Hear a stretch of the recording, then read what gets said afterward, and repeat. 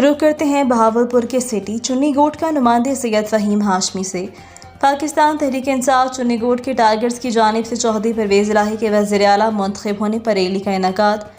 Rally का आगाज़ अल Rahman pump से किया गया। पूरे सिटी चुन्नी गोट का राउंड लगाया। इस तारीखी फतेह पर कारकुनान की जानिब से मुबारकबाद पेश करते हुए मिठाई भी तकसीम की गई। गुलामी नामंजूर के नारे भी लगाए गए। रैली की क़यादत PTI के मुकामी रहनुमा मलिक खादिम कलियार ने की। यौम तशक्कुर रैली में PTI के सैकड़ों कारकुनान ने शिरकत की।